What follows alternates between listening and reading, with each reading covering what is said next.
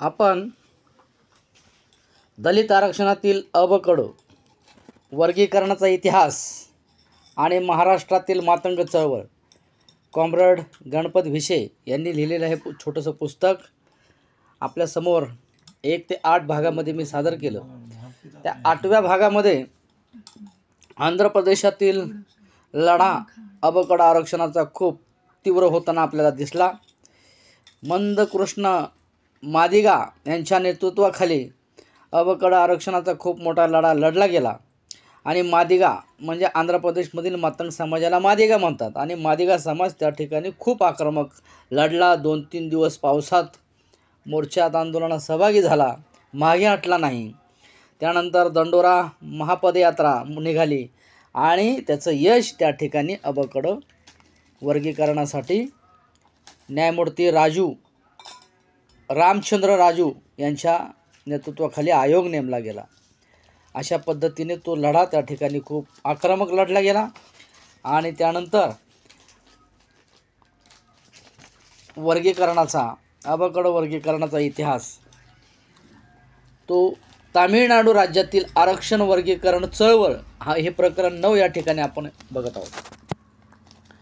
आंध्र प्रदेशातील वर्गीकरण लढ्याच्या ज्वाला इतर राज्यात पोचल्या होत्या, कारण तो आंध्र प्रदेशात लढा मंदकृष्ण मादिगा यांच्या नेतृत्वाखाली यशस्वीरित्या लढला गेला होता आणि त्याच्याच ज्वाला तमिळनाडूपर्यंत पोचल्या होत्या। तमिळनाडूत देखील आंध्र प्रदेशात झालेल्या चळवळीचे अनुकरण सुरू झाले होते। तमिळनाडू राज्यात 76 अनुसूचित जाती आहेत।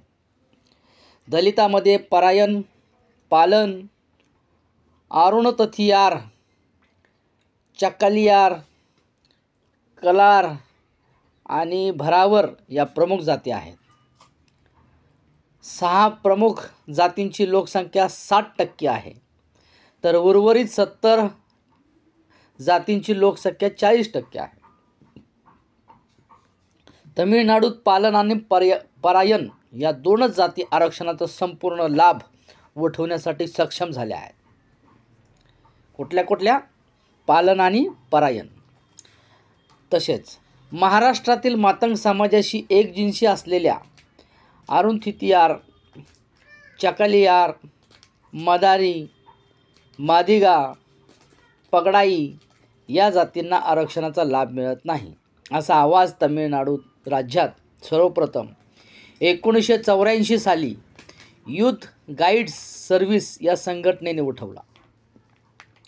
त्यानंतर कम्युनिस्ट पार्टी ऑफ इंडिया मार्क्सवादी या पक्षाने खंबीरपणाने बाजू घेतली आणि कम्युनिस्ट पार्टी ऑफ इंडिया मार्क्सवादी या पक्षाने आरुणतथियार, चक्कालियार जातींना आरक्षण अबकड अशी वर्गवारी करून मिळावी अशी मागणी केली आणि कम्युनिस्ट पार्टी ऑफ इंडिया मार्क्सवादी पक्षाचे तामिळनाडू राज्याचे सरचिटणीस एल वरदराजन यांनी अनुसूचित जाती आरक्षण वर्गीकरणाची मागणी चांगलीच लावून धरली। या मागणीसाठी कम्युनिस्ट पार्टी ऑफ इंडिया मार्क्सवादी पक्षाने चेन्नई येथे 50 ते 60 हजार आरुणतथियार, चकालियार, पगडाई, मदारी, मादिगांचा ह्या सर्व जाती आहेत या जातींचा भव्य मोर्चा काढला आणि कम्युनिस्ट पार्टी ऑफ इंडिया मार्क्सवादी पक्षाने तामिळनाडू सरकारवर प्रचंड दबाव आणला। त्याचबरोबर तामिझार पेरवाई या संघटनेने आर अथियाम्मन यांच्या नेतृत्वाखाली वर्गीकरणाचा लढा आणखीन तीव्र केला। तामिझार पेरवाई आणि कम्युनिस्ट पार्टी ऑफ इंडिया मार्क्सवादी पक्षाच्या दबावापुढे तामिळनाडू सरकारला अखेर झोकावं लागलं। सरकारनं 12 मार्च 2008 रोजी सर्वपक्षीय बैठक बोलवली आणि बैठकीत घमासान चर्चा होऊन सरकारनं त्याच दिवशी न्यायमूर्ती M.S. जनार्दन आयोगाची घोषणा केली। जनार्दन आयोगाने 22 नोव्हेंबर 2008 रोजी आपला अहवाल सरकारकडे सादर केला।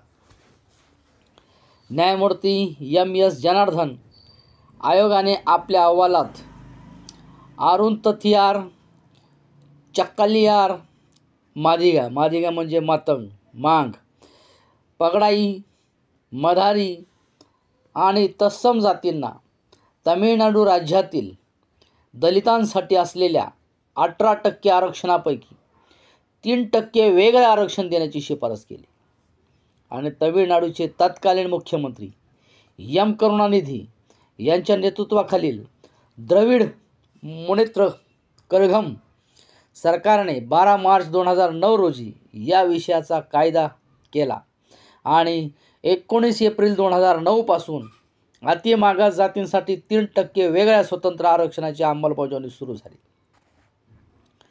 सरकारच्या 2009च्या कायद्याला पालन आणि परायण या दोन जाती आहेत. पालन आणि परायण जातींनी उच्च न्यायालयात आव्हान दिले, परंतु तरी देखील तमिळनाडू राज्यात आज देखील अतिमागास वर्गाला स्वतंत्र आरक्षणाची अंमलबजावणी सुरू आहे. कारण मद्रास उच्च न्यायालयाने असे मत नोंदवले आहे की पंजाब सरकारने अनुसूचित जाती आणि इतर मागासवर्ग आरक्षण कायदा 2006 हा कायदा अंतिम सुनावणीसाठी 2011 पासून सर्वोच्च न्यायालयात प्रलंबित आहे. अंतिम सुनाई होईपर्यंत सरकारची अंमलबजावणी सुरू राहील असा निर्वाळा मद्रास उच्च न्यायालयाने दिल्यामुळे तमिळनाडूमध्ये आजच्या दिवशी देखील अनुसूचित जाती आरक्षण वर्गीकरण कायद्याची अंमलबजावणी सुरू आहे. हे विशेष तमिळनाडू सरकारचे आहे. आता आपण बघणार आहोत प्रकरण 10. सदाशिव आयोगाच्या शिफारसीसाठी पेटलाय कर्नाटक. कर्नाटक पेटलेलं आहे. आंध्र प्रदेशमध्ये वर्गीकरण झालं, तमिळनाडूमध्ये चालू आहे, वर्गीकरण झालं. आता कर्नाटकमध्ये आपण बघणार आहोत कर्नाटकमध्ये काय परिस्थिती आहे. कर्नाटक राज्यात 101 अनुसूचित जाती आहेत. कर्नाटक राज्यात 101 अनुसूचित जाती आहेत. 101. तसं महाराष्ट्रात 59 जाती आहेत अनुसूचित जातीमध्ये. तर कर्नाटकात दलितांना 15% आरक्षण आहे. 15% आरक्षणाचा सर्वाधिक लाभ होलिया या जातीला झाला आहे. होलिया ही एक जात आहे कर्नाटकातील आणि त्या होलिया जातीला त्याचा लाभ होताना दिसतो आहे. होलिया खालोखाल बंजारा आणि माला जातीला होत आहे. कर्नाटकमध्ये लोकसंख्येत सर्वात जास्त असलेल्या मादिगा जातीला, मादिगा म्हणजेच महाराष्ट्रातला मांग, तर कर्नाटकातील मादिगा जातीला आरक्षणाचा फायदा मिळत नाही.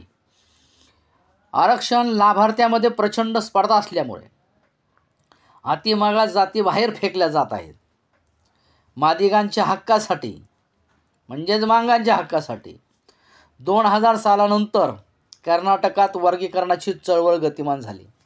2000 सालानंतर मादिगा, मिसलाथी, हारोथा समिती, मादिगा मिसलाती हारोथा समिती, मादिगा आरक्षण कारवाई समिती आणि इतर लहान मोठ्या संघटनांनी मिळून कर्नाटक राज्यात खूप मोठा संघर्ष केला आहे.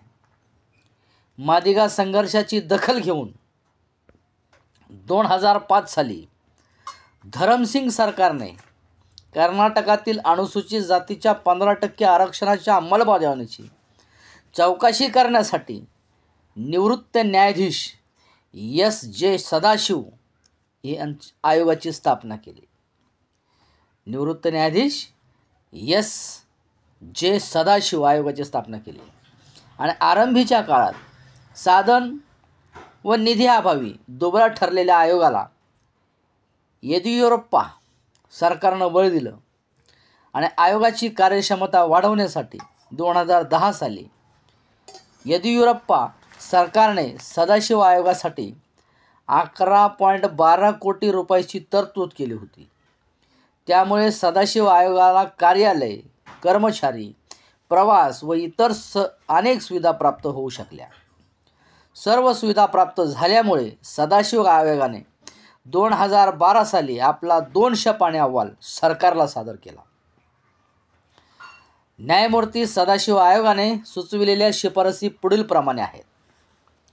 कर्नाटकातील अनुसूचित जातीच्या यादीत असलेल्या सर्व जाती एकजिन्सी नाहीत. त्यामुळे 101 जातींचा समावेश असलेल्या अनुसूचित मध्ये अ, ब, क आणि ड अशी वर्गवारी करावी.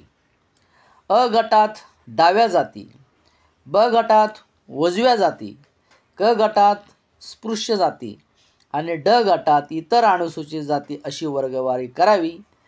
अ गटातील 33.47% लोकसंख्या असलेल्या जातींना 6% आरक्षण द्यावे. ब गटातील 32% लोकसंख्या असलेल्या उजव्या जातीसाठी 5% आरक्षण मिळावे. क गटातील 23.64% लोकसंख्या असलेल्या स्पृश्य जातींसाठी 3% आरक्षण असावे आणि ड गटातील 4.60% लोकसंख्या असलेल्या इतर अनुसूचित जातीसाठी 1% आरक्षण द्यावे अशी शिफारस सदाशिव आयोगाने केली. त्याचबरोबर न्यायालयीन तिढा सोडवण्यासाठी संविधानातील कलम 341 मध्ये दुरुस्ती करण्याचे आयोगाने सुचवले आहे. सदाशिव आयोगाच्या शिफारसी स्वीकारू नयेत यासाठी कर्नाटकातील होलिया, माला आणि बंजारा समाजाने सरकारवर प्रचंड दबाव आणला आहे. होलियांच्या दबावाखाली येऊन कर्नाटक सरकार सदाशिव आयोग सोहळ्यात गुंडाळून ठेवला आहे. सदाशिव आयोगाच्या शिफारसी स्वीकाराव्यात यासाठी मादिगा, मिसलाथी, हरोता समिती, मादिगा दंडोरा, मादिगा मिसलाथी समिती, कर्नाटक दलित संघर्ष समिती, कर्नाटक राज्य आदी जांभव संघ आणि इतर डाव्या गटातील संघटनांनी संघर्ष सुरू ठेवला आहे. दलित संघर्ष समितीचे अध्यक्ष के मूर्ती यांच्या नेतृत्वाखाली 16 जानेवारी 2013 रोजी बेळगाव येथे काढलेल्या मोर्चावर पोलिसांनी अमानुष लाठी हल्ला केला. पवागड श्रीराम यांच्या नेतृत्वाखाली कार्यरत असलेल्या मादिगा मिसलाती हरोटा समितीच्या कार्यकर्त्यांनी आत्मदहन केलं. के मूर्ती, पवागड आणि श्रीराम, लक्ष्मी देव्याम्मा, एच हनुमंताप्पा आदींच्या नेतृत्वाखाली सदाशिव आयोगाच्या शिफारसी लागू कराव्यात यासाठी धरणे, उपोषण, घेराव, मोर्चे आदी संसदीय आयुध वापरून कर्नाटकात रान पेटवले जात आहे. परंतु सरकार आंदोलनाची गांभीर्याने दखल घेत नाही. न्यायमूर्ती सदाशिव आयोग लागू करत नाही. त्या ठिकाणी कर्नाटकामध्ये मादिगा समाजाचं खूप मोठं आंदोलन हे चालू आहे. सदाशिव आयोगाच्या शिफारसी ताबडतोब लागू झाल्या पाहिजे अशा पद्धतीने कर्नाटक पेटलेलं आहे. आता आपण प्रकरण 11 बघत आहोत. श्रेयवादाच्या मोहात अडकलेले महाराष्ट्रीयन चळवळ. आता आपण बघितलं आंध्र प्रदेश बघितला, कर्नाटक बघितलं, तमिळनाडू बघितलं, पण महाराष्ट्रामध्ये काय परिस्थिती आरक्षणाच्या बाबतीमध्ये ते सांगण्याचा प्रयत्न कॉम्रेड गणपत भिसे यांनी केलेला आहे. प्रकरण 11 मध्ये श्रेयवादाच्या मोहात अडकलेली महाराष्ट्रीयन चळवळ असं ते प्रकरण 11चं टायटल आहे. देशभरात अनुसूचित जाती आरक्षण वाटपावरून आगडोंब उसळला असताना महाराष्ट्रातील मातंग चळवळी मात्र आरक्षण विषयापासून अनिब्ध आहेत. महाराष्ट्रातील मातंग समाजाला अनुसूचित जाती आरक्षणातील 5% स्वतंत्र आरक्षण मिळाले पाहिजे. मातंग समाजाला अनुसूचित जातीतील आरक्षणातील 5% स्वतंत्र आरक्षण मिळाले पाहिजे असं सर्वप्रथम मागणी 1995 साली अण्णाभाऊ साठे विकास मंच नावाच्या मातंग समाजातील विद्यार्थी संघटनेच्या वतीने करण्यात आली. विद्यार्थी संघटनेच्या कार्यकर्त्यांनी दादर येथील कार्यक्रमात गोंधळ घालून मुख्यमंत्री मनोहर जोशी यांचे भाषण बंद पाडले. आरक्षण विषयावर मुंबईत बैठक घेण्याचे आश्वासन मनोहर जोशी यांनी दिल्यानंतर विद्यार्थी शांत झाले. परंतु त्यानंतर मुख्यमंत्र्यांनी पुढे काही केले नाही. कोणत्याही विद्यार्थी नेत्याला बैठकीला बोलवले नाही. विद्यार्थी संघटनेचे मारुती कसाब, भारत दाडेल, आबासाहेब लोंढे, संजय कसाब, शिवाजी देवकांबळे, अशोक उफाडे, डॉक्टर माणिक कांबळे, एन जी गायकवाड, रावसाहेब कलवले, गणपत भिसे हे सर्व विद्यार्थी नेते त्या काळी मातंग आरक्षण घेऊन पुढे निघाले होते. परंतु सर्वच विद्यार्थी असल्यामुळे पुढे अनेक नेते सरकारी नोकरीत अडकून पडल्यामुळे विखुरले गेले. खऱ्या अर्थाने मातंग आरक्षण विषयाला लोक चळवळीचे रूप आले ते अखिल भारतीय मातंग संघाचे अध्यक्ष डॉक्टर बाबासाहेब गोपले यांनी 1999 पासून जय लहूजी 8% आरक्षण असा नारा देत महाराष्ट्र पिंजून काढला डॉक्टर बाबासाहेब गोपले यांनी. 8% आरक्षण काय भानगड आहे हे समजून घेण्यासाठी महाराष्ट्रातील बुद्धिवादी मंडळींनी प्रयत्न केला. परंतु आरक्षण विषयाचा सखोल अभ्यास न करता बाबासाहेब गोपले यांनी आरक्षण आंदोलन सुरू केले होते. त्यामुळे त्यांना बुद्धिवादी व विद्यार्थी वर्गातून म्हणावे तेवढे समर्थन मिळाले नाही. आरक्षणाच्या प्रश्नावर चळवळ व्यापक करण्यात बाबासाहेब गोपले यांना म्हणावे तेवढे यश मिळाले नाही. आरक्षणासाठी बाबासाहेब गोपले यांनी अनेक मोर्चे काढले. मुंबई येथील आझाद मैदानावर 1538 दिवसाचे 1538 दिवसांचे गोपले साहेब यांनी उपोषण केलेले आहे आरक्षण विषयावरती. त्यांचे या प्रदीर्घ उपोषणाचे स्वरूप आणि कार्यपद्धती यातून व्यापक जन आंदोलन उभे राहू शकले नाही. मात्र उपोषण चालू असतानाच गोपले कुठल्या तरी जिल्ह्यात दिसायचे आणि 1538 दिवसाचे गोपले यांचे उपोषण म्हणजे कुचेष्टेचा विषय बनून गेला. काही का असेना त्या ठिकाणी गोपले साहेब जरी दिसत असले तर कुसुमताई त्या ठिकाणी असायच्या. काही का असेना बाबासाहेब गोपले राष्ट्रवादी काँग्रेस पक्षासोबत असल्यामुळे त्यांची सरकारसोबत उठबस असायची आणि महाराष्ट्रांच्या मागे फिरून का होईना गोपले यांच्या प्रयत्नातून लहुजी साळवे मातंग समाज अभ्यास आयोगाची स्थापना झाली. 1 ऑगस्ट 2003 साली तत्कालीन मुख्यमंत्री सुशीलकुमार शिंदे यांच्या विशेष प्रयत्नातून विधानसभेत आयोगाचा ठराव पास झाला आणि लहुजी साळवे मातंग अभ्यास आयोगाच्या अध्यक्षपदी मातंग समाजाचे वयोवृत्त नेते बाबूराव भारसकर आणि त्यांच्या जोडीला अखिल भारतीय मातंग संघाचे अध्यक्ष बाबासाहेब गोपले यांची उपाध्यक्षपदी सरकारकडून निवड करण्यात आली. बाबासाहेब गोपले यांच्या सततच्या पाठपुराव्यामुळे मातंग समाज अभ्यास आयोग स्थापन झाला असला तरी त्या आयोगावर बाबासाहेब गोपले यांनी स्वतःची वर्णी लावून घेणे अपेक्षित नव्हते. ज्याप्रमाणे इतर राज्यात निवृत्त न्यायमूर्तीच्या अध्यक्षतेखाली आयोग नेमले होते, जसे की कर्नाटकात न्यायमूर्ती सदाशिव आयोग, हरियाणामध्ये गुरुनाम सिंग आयोग, आंध्र प्रदेशात न्यायमूर्ती रामचंद्र राजू आयोग, तमिळनाडूमध्ये न्यायमूर्ती M.S. जनार्दन आयोग नेमले होते निवृत्त न्यायमूर्तीच्या अध्यक्षतेखाली. इतर राज्यात आयोग नेमल्यामुळे आयोगाचा राजकीय आखाडा झाला नाही. महाराष्ट्रातील मातंग अभ्यास आयोगाचा मात्र पोरखेळ झाला. मातंग अभ्यास आयोगावर सदस्य म्हणून निवड करण्यासाठी संघटनांची चढाओढ लागली. सदस्य निवडीसाठी 2000 पासून 20,000 रुपयेपर्यंतचा भाव वाढला ठरला होता, असं गणपत भिसे यांनी त्यांच्या पुस्तकात म्हटलं आहे. या ठिकाणी प्रकरण 12 मध्ये आपण बघत आहोत मातंग आयोगाचे 2 अहवाल कशासाठी. महाराष्ट्रामध्ये मातंग समाजाचे 2 अहवाल गेलेले आहेत आणि ते का गेलेले आहेत आणि कशासाठी गेलेले आहेत ते आपण आता या प्रकरण 12 मध्ये बघणार आहोत. मातंग समाजातील आरक्षण लाभ वंचितांचा अभ्यास करण्यासाठी नेमलेल्या आयोगाचे 2 अहवाल सरकारला सादर झाले.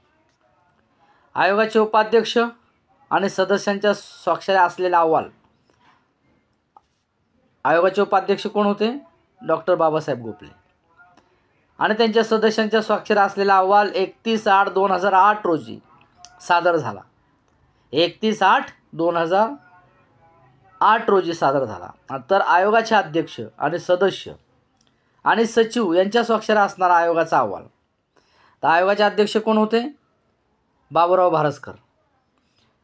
बाबूराव भारसकर साहेब हे आयोगाचे अध्यक्ष आणि सदस्य आणि सचिव यांच्या स्वाक्षऱ्या असणारा आयोगाचा अहवाल 10/9/2008 रोजी 10/9 पहिला अहवाल कधी गेलेला आहे 31/8/2008 31/8 आणि त्याच्यानंतर 10/9 म्हणजे 10 दिवसानंतर 2008 रोजी सादर झाला. एकाच आयोगाचे दोन अहवाल सादर करण्याची भारतातीलच नव्हे तर जगातील एकमेव अपमानजनक घटना असावी.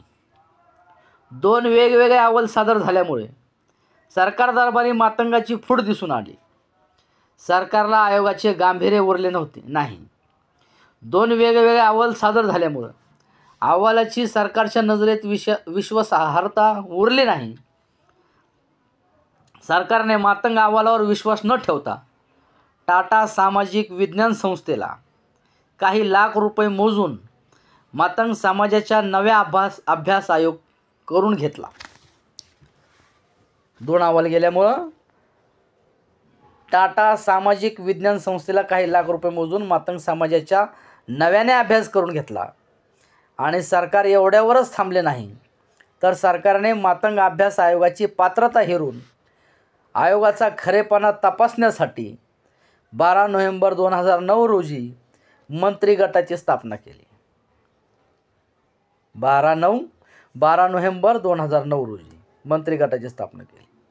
त्याचबरोबर सरकारनं दोन्ही गटाकडून आलेल्या अहवालातील फरक असलेल्या शिफारसी तपासण्यासाठी राष्ट्रीय अनुसूचित जाती जमाती आयोगाकडे पाठवल्या. शिफारसींची फरक तपासण्यासाठी. एकंदरीत काय तर सरकार दरबारी मातंग अभ्यास आयोग म्हणजे काहीतरी खाजगी मागण्याचे निवेदन यापेक्षा आयोगाची अधिक पत उरली नव्हती. अभ्यास आयोगाचं वाटोळं झालं तरी चालेल परंतु आपल्याला श्रेय मिळालं पाहिजे. या कुतीच्या लोकांनी अत्यंत दर्जाहीन अहवाल सरकारला सादर केला. सरकारने ह्याची लायकी दाखवून देण्यासाठी 31/12/2012 रोजी शासन निर्णय काढून आयोगाचे 12 वाजवले आणि सामाजिक न्याय व विशेष सहाय्य विभागाच्या वतीने वरील तारखेला म्हणजे 31/12/2012 या तारखेला शासन निर्णय काढला. तो असा आहे. लहुजी साळवे मातंग अभ्यास आयोगाने केलेल्या शिफारसीपैकी 25 योजना सध्या स्थितीत वेगवेगळ्या विभागामार्फत राबविल्या जात आहेत. उदाहरणार्थ घरकुल योजना. नंबर 2 आयोगाने शिफारस केलेल्या 29 योजना नव्याने कार्यरत करण्यासाठी धोरणात्मक निर्णय घेणे आवश्यक आहे. नंबर 3 वैयक्तिक लाभाच्या 14 शिफारसी ज्यांच्यावर धोरणात्मक निर्णय घेणे आवश्यक आहे. नंबर 4 राज्य शासनाच्या अखत्यारीत नसलेल्या आणि मान्य करता येत नसलेल्या आयोगाच्या 14 शिफारसी आहेत. मातंग अभ्यास आयोगाच्या शिफारसीमधील मातंग समाजाची स्वतंत्र आरक्षणाची मागणी असणारी शिफारस धुडकावून लावत सरकारने 2012 साली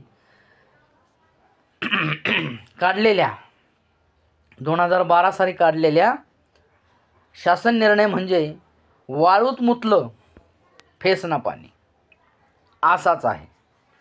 आरक्षण तर मिळालेच नाही परंतु 82 शिफारशीपैकी एका तरी शिफारसीची सरकारनं अंमलबजावणी केली असेल आणि एखाद्या मागाला फायदा झाला असेल तर दाखवून द्यावे.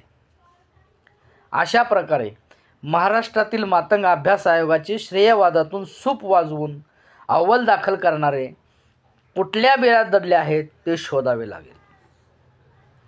असे असताना देखील महाराष्ट्रातील अनेक मातंग संघटनांचा संघर्ष सुरूच आहे. बाबासाहेब गोपले निर्वतल्यानंतर त्यांच्या पश्चात त्यांच्या पत्नी कुसुमताई गोपले, लहुजी सेनेचे व्ही.जी. रेड्डी, भारतीय लहुजी सेनेचे, राष्ट्रीय मातंग महासंघाचे सत्यनारायण राजहंस, दलित युवक आंदोलनाचे सचिन बगाडे, लोकस्वराज्य आंदोलनाचे नेते प्राध्यापक रामचंद्र भरांडे, बहुजन रयत परिषदेचे प्राध्यापक लक्ष्मण ढोबळे, लहुजी साळवे कर्मचारी महासंघाचे नेते प्राध्यापक डॉक्टर दिलीपराव अर्जुने, प्रदेशाध्यक्ष राजेश उफाडे, डॉक्टर संजय सांभाळकर, डॉक्टर सुरेश चौथाईवाले, फकीरा ब्रिगेडचे डॉक्टर संजय शिंदे, भारतीय दलित संसदेचे प्राध्यापक अंबादास सकट, दलित महासंघाचे अध्यक्ष doctor Machhindra Sakate, democratic party of इंडियाचे अजिंक्य चांदणे, मातंग समाज प्रबोधन परिषदेचे संजय इंचे, लहुशस्त्र सेनेचे संजूबाबा गायकवाड, सामाजिक कार्यकर्ते अर्जुनराव गालफाडे, माजी मंत्री उत्तम प्रकाश खंदारे, डॉक्टर अनिल कांबळे, धम्मसंगिनी रामा गोरख, लहुशक्ती सेनेचे विष्णुभाऊ कसबे, विदर्भातून कैलासभाऊ खंदारे, माजी उपसभापती, त्यानंतर सोमनाथ भाऊ कांबळे, क्रांतीवीर लहुजी शक्ती सेनेचे शंकर भाऊ तडाखे, मुक्ता युथ फेडरेशनचे ॲडव्होकेट सुनील कसबे, ॲडव्होकेट अनिल नेटके, दिनेश टाकतोडे, लहुजी विकास परिषदेचे उत्तम कांबळे, लहुजी साळवे कर्मचारी महासंघाचे इंजिनियर अण्णासाहेब तोडे, लाल सेनेचे कॉम्रेड गणपत भिसे, कॉम्रेड अशोक उफाडे, प्राध्यापक विजय क्षीरसागर, कॉम्रेड बालाजी घुमाडे, भाई Jagdishwar Ingale, comrade Uttam Gore, comrade Kondiba Jadhav, comrade Kishor Kamble, comrade Sitaram Pawar, comrade Datta Tambe, comrade Prakash Banpatte, comrade Jitendra Gaikwad, comrade Sanjay Kutewad, comrade Shivaji Jadhav, comrade Dnyaneshwar More, comrade Ajit Shinde, comrade Uttam Gaikwad, comrade Rahul Shinde, comrade Kedari Pawar, comrade Dattu Thorat, advocate Ram Vairale, advocate Sachin सुतार, advocate Angad Kanade, advocate Subhash Nade, Rajesh Bhise, Namdev Parkhe, V Dhotre, V D Rankhambe, Vilas Gawai, Shivaji Kshirsagar, Shiva Kamble, Shyam Kamble, Surendra Ghodajkar, Vitthal Bhandare, Babanrao Shikare, Kailas Thorat, Sunil Mekale, Balaji Ande, प्राध्यापक शिवाजी जवळगेकर, अण्णाराव सूर्यवंशी, बालाजी थोटके, अविनाश घाटे, राजेश गायकवाड, प्राध्यापक GH Waghmare, Rajendra Patole, Rajesh Shivale, DR Kadam, doctor DT Itbawar, प्राध्यापक डॉक्टर KV पाटोळे, प्राध्यापक नागोराव दुधगोडे, उत्तमराव अवचर, वामनराव अवचार, दीप Londhe, GG Gaikwad, Dilip Sarode, कतरू भालसारे, LD Kadam, Ashok Ubale, Devidas Kharat, Vilas Sable, Suresh आगळे, सिद्धार्थ जाधव, भारत कसबे, बापूराव वाघमारे, प्रभाकर घोडे, अंकुश लोंढे, प्रकाश कानपट्टे, शिशिराव थोरात, अविनाश पारवे, विजय पखाने आणि इतर अनेक संघटना, त्यांचे नेते आरक्षण प्रश्नावर फुटून काम करत आहेत. एक मात्र खरं, विष्णुभाऊ कसबे आणि प्राध्यापक रामचंद्र भरांडे यांच्या मोर्चावर मुंबई आणि नागपूर येथे झालेला लाठी हल्ला आणि मातंग शक्तीचे अध्यक्ष आमदार सुधाकर भालेराव यांनी विधानभवनासमोर पोतराजाच्या वेशात आरक्षणासाठी स्वतःवर ओढलेले आसूड महाराष्ट्र सरकारने आरक्षण नाकारल्यानंतर लाल सेनेने पहिलवानाचा काढलेला विशाल लाल मोर्चा या सारख्या ठळक घटना अधोरेखित करण्याजोग्या आहेत. अशा पद्धतीने महाराष्ट्रामध्ये मातंग आरक्षणासाठी वेगवेगळ्या पद्धतीने लढाया चालू आहेत, मोर्चा आंदोलनं चालू आहेत. आता आपण बघणार आहोत जे पुस्तकात नसलेला भाग, जे मी सांगतोय आपल्याला महाराष्ट्रामध्ये सर्व जातींना किती टक्के आरक्षण आहे ते. अनुसूचित जाती ज्याच्यामध्ये SC ला महाराष्ट्रामध्ये 13% आरक्षण आहे आणि SC मध्ये एकूण जाती आहेत 59 जाती आहेत. त्यानंतर महाराष्ट्रामध्ये दुसरी जात येते अनुसूचित जमातीचा प्रवर्ग येतो, ज्याला ST म्हणतात. त्या ST मध्ये 59% आरक्षण आहे आणि त्या एस टीला 47% जाती त्या एस टीमध्ये येतात. त्यानंतर तिसरा आहे इतर मागासवर्ग वर्ग म्हणजे OBC. ह्या OBCला आरक्षण आहे 19% आणि त्यांच्यामध्ये एकूण जाती येतात 346. त्यानंतर विशेष मागास प्रवर्ग ज्याला SBC म्हणतात, त्यांना आरक्षण आहे 2%. त्याच्यामध्ये एकूण जाती येतात 7.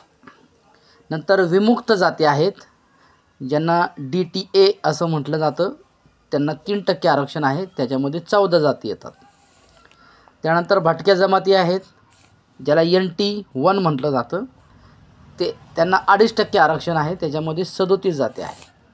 भटक्या जाती आहेत क ज्याला NTC असं म्हटलं जातं, 3.5% त्यांना आरक्षण आहे, त्याच्यामध्ये एकच जात आहे, ती म्हणजे धनगर, शेंगर आणि तत्सम हटकर. नंतर भटक्या जाती ड ज्याला NT3 म्हणतात, त्यांना 2% आरक्षण आहे, त्याच्यामध्ये एकच जात येते वंजारी आणि लाड वंजारी. आर्थिकदृष्ट्या मागासवर्ग ज्यांना EWS म्हटलं जातं, त्यांना 10% आरक्षण आहे, जे अनारक्षित वर्गासाठी आहे. त्यानंतर सामाजिक व शैक्षणिक व मागासवर्गीय आरक्षण आहे ज्याला आपण म्हटलं जातं SEBC, जे मराठ्यांसाठी आहे, ते आहे 10% आरक्षण. असं ह्यांची टोटल जर आपण बेरीज केली तर हे टोटल आरक्षण जातं 72%. ह्या 72% महाराष्ट्र सरकारनं 10% EWSसाठी वाढवलेलं आहे आणि सामाजिक व शैक्षणिक मागासवर्गीयांसाठी ESBC असं 10%, असं 20% महाराष्ट्रानं वेगळं आरक्षण दिलेलं आहे. अशा पद्धतीने हे आरक्षण महाराष्ट्रामध्ये सध्या चालू आहे. आपल्याला मातंग समाजाचं अबकड आरक्षण जर करायचं असेल तर त्याचं काय टप्पे ठरतील ते मी आपल्याला सांगू इच्छितो. 1 ऑगस्ट 2024 रोजी सुप्रीम कोर्टाने निर्णय दिला की वर्गीकरण झालं पाहिजे. त्यानुसार कालबद्ध कृती समिती जाहीर झाला पाहिजे महाराष्ट्र सरकारतर्फे, आणि तो निर्णय झाल्यानंतर एक समिती नेमली पाहिजे जी न्यायमूर्तीच्या अध्यक्षतेखाली असेल, आणि त्या समितीचा कालावधी ठरला पाहिजे की एवढ्या कालावधीमध्ये ती समिती आपला रिपोर्ट सरकारला सादर करेल. ती कालबद्ध समिती असली पाहिजे, त्या समितीचा काल ठरलेला असावा. नंतर जो रिपोर्ट ती समिती देईल त्या रिपोर्टच्या आधारे एक मंत्रिमंडळाचा गट स्थापन करावा लागेल, आणि त्या मंत्रिमंडळाच्या झालेला जो गट आहे स्थापन झालेल्या, त्या गटाच्या आधारे जी शिफारस येईल वर्गीकरणाची अबकडची, ती शिफारस सरकारने घेऊन त्याच्यावरती निर्णय घ्यावा लागेल. आणि जो घेतलेला निर्णय आहे शासन निर्णय, त्याची पण डेडलाईन ठरली पाहिजे. आणि ती डेडलाईन ठरल्यानंतर प्रिपरेशन ट्रीटमेंट म्हणजेच लोकसंख्येच्या प्रमाणात आरक्षण हे कशा आधारे मिळू शकतं, तर बदर समितीचा तो रिपोर्ट आहे, जो रिपोर्ट सांगतो शासनाला